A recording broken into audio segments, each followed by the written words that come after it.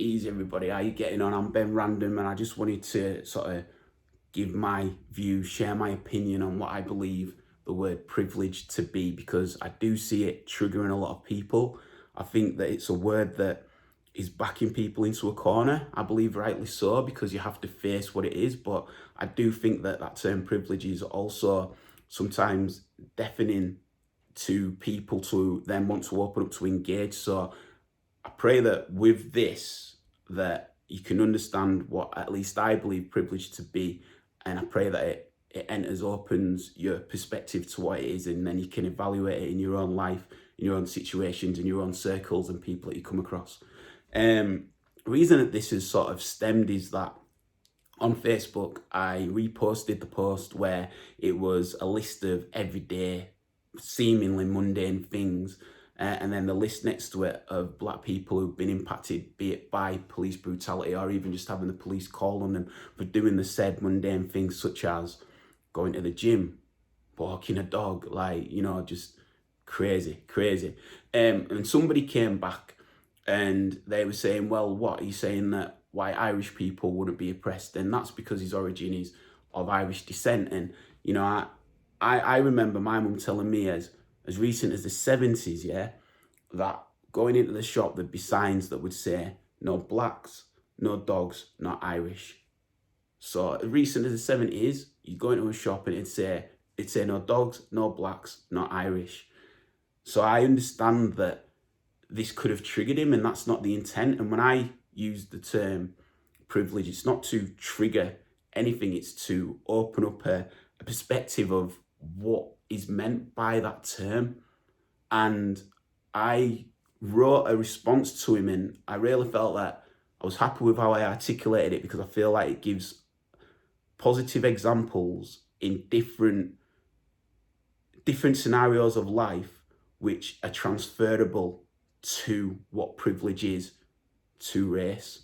So I just think I'll just read now and articulate what I've put. So it started off by him alluding that, what are you saying, that privilege means that there's some form of superiority? So I'll come at it from that point. I ain't saying superior, I'm saying privilege, but it's a good example of how superior or supremacy can stem from privilege. If a woman told me that there's a male privilege, I wouldn't get defensive, because I wouldn't think she's calling me a sexist based on that. I'd listen to her and understand that women are held down in business, have unwanted advances, comments constantly made about their looks, unwanted attention, and much worse, but that they're so regular that women develop the mechanism to grow kind of immune to it and just brush it off and learn to deal with it, or confide in one another, or even cry behind closed doors, but put on a brave face to the world so the world won't break them. Now, is that right? That they have to deal with all that, but still somehow have to rationalize it just so they can get through their day to day? No, of course it isn't. That a society will allow people to have to cope with discrimination and persecution on a daily basis because of the privilege of those doing the persecuting, in this example, are the ones that has set society up to make it difficult to speak up or view the above as newsworthy, or thrown in phrases that are put there like, she was asking for it, and just shit, generic rhetoric like that. Now, I give this example for a few reasons. Firstly, these things don't affect me directly, and I don't act in this way or condone this behaviour whatsoever. So does that mean that because it's not directed specifically at me, but highlights about a particular benefit in society that I have in not having to face that type of behaviour, does that mean I'm not a problem in it? Well, unless I stand up and speak up and listen to their issues and support and show them that that treatment is wrong, it's unacceptable, and to reassure them that it's not all men, and I will lead by example to defend their right to be able to go about their day-to-day away from the said privilege, which I am a recipient of male privilege in not having to have these exampled incidents happen to me. Unless I do that, then I'm complicit in this privilege, as I'm not taking a stand to break it up, as I know it's wrong. I might not have known about these issues unless women shared, and then the onus is on me to see it's not an attack on me personally, as I don't act in that way, but more an attack on the privilege that I am part of, which once made aware, there are only two options, in my opinion. Either let it continue or use my voice as part of the group with the privilege to change what I know and now know and can't, or rather won't deny is happening and is wrong and it needs to change. Now, secondly, and this is to you all, ask any female in your life what I'm on about. Ask them about the times they felt vulnerable or made to feel less or small or not worthwhile or judged or not even given a fair opportunity simply based on their sex. That's it. Not them as a person, but just down to their gender. Ask them and then listen only. Don't jump in. Show them they have a free space to talk and confide and open up. And I bet you any money it will shock you that people who you are so close to that you'd swear you know inside and out will tell you some harrowing and disturbing truths and situations that they've been through or go through or have had to learn to just get over in order to continue. And an automatic response would be, well, why haven't you ever told me this? And a reply would be, well, you wouldn't get it. Which is, in essence, you have the privilege that is doing this so you won't see it or understand it. Now, I give this example as you can carry this out by speaking with the women in your life to see that this is true, this being is true. And I also give this as this is the same way racism is handled. Not all racism is the N-bomb or bananas thrown.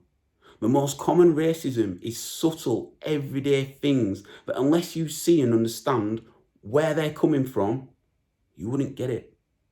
Not because you're racist, and I'm not saying all white people are racist when I say all white people have privilege.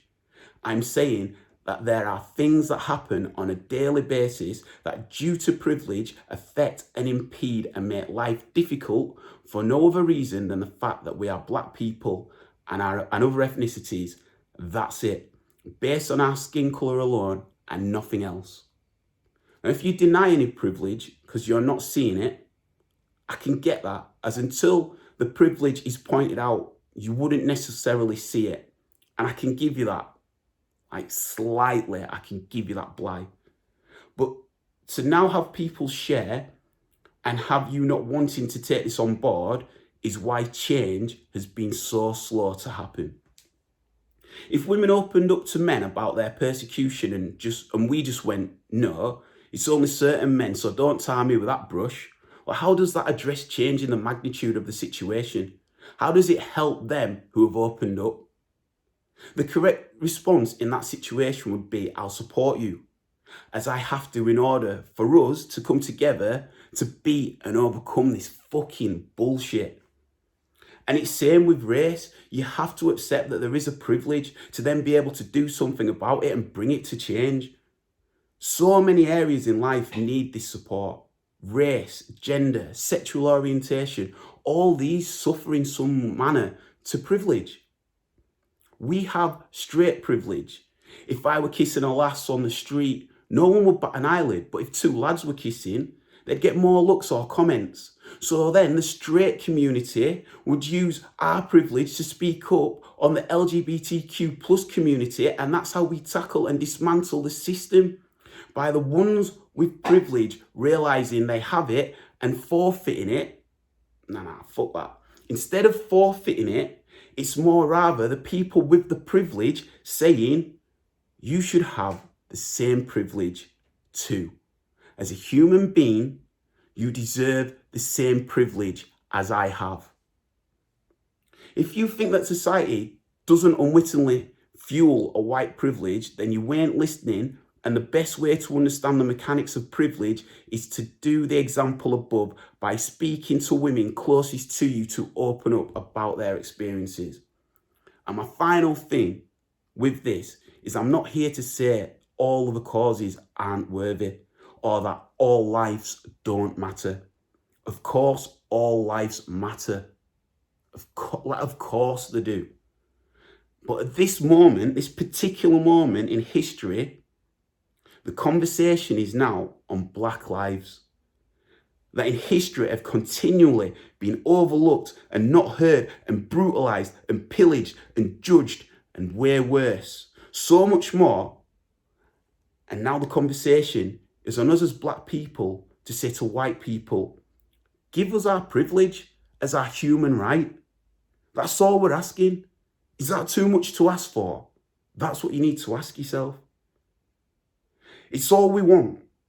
And until you acknowledge your privilege, then this myth, as you put privilege to be, will continue and the system and oppression will prevail.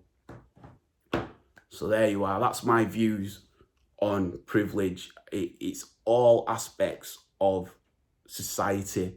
It impacts every walk of life, and we're born into it. You know, we're not dictated to it, but we're born into it. And regardless or not, it plays a significant role in how we proceed in life. And if we're able to address it, face it, you know, I said before that sometimes it feels like, for people, I can imagine that you're backed into a corner about it, and the word privilege can seem so damning. But if you're able to genuinely like observe what it is and see how it impacts your life, then you're faced with the question, is it fair and should it continue? Or with that said privilege, are you gonna step up and do something with your privilege to uplift those around you so that they have the same human right and way of life? Because that's what it should be about. Human equality. That's it. That is literally fucking it. That's all we're asking, man. For fuck's sake. That is literally all we are asking, man. That's all we're fucking asking. Anyway, thank you for taking time to listen. Like, share, do whatever. But this is a real moment in time, man. And, you know, who do you want to be when you look in the mirror of history? Who do you want to be? I'm Ben Random. Peace.